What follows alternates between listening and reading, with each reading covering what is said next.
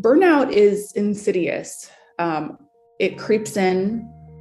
It doesn't necessarily have a smell or a name. It's more of a feeling than what you see visually. We haven't been to our doctor's appointments. We're not taking time to possibly meditate. You kind of have that feeling of emptying out every bit of the reservoir.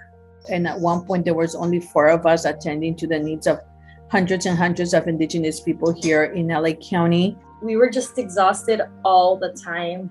You're trying to address these things and grow and build infrastructure all at the same time. Staff is overwhelmed and losing really interest in what they have loved to do all these years. Sometimes the burnout may manifest itself like, oh man, it's like another program that we have to manage and help people get to. And in these last couple of years, it's only gotten harder. It is really, really hard to get candidates to come on board.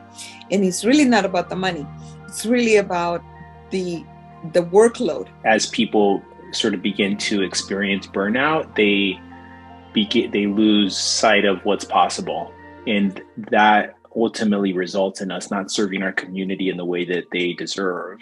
What our allies in philanthropy could do actually is ask that question: how are we addressing burnout in the organization? I think one of the things that funders can do to prevent organizational burnout is to actually integrate the funding for activities of self-care, therapy, the retreats. If we could institute more programs that help our staff to process and deal with kind of secondary trauma, which some of it might be the ability to access therapy. Not necessarily staff development, but staff self-care, I think would be really important as well for us to do. Create a sabbatical fund or a way for people to get some time away from the work and yet have an investment in themselves. And allowing nonprofits themselves to create these plans and implement these plans, I think would go a long way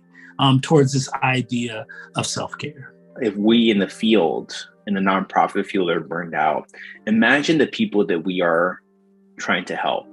At ProjectQ, we're like bringing young folks in and giving them the opportunity to mess up. That actually takes resources to take chances on people. Having that little bit of slack in all directions, financially, emotionally, healthcare wise, has really helped us to visualize what a world without burnout can look like.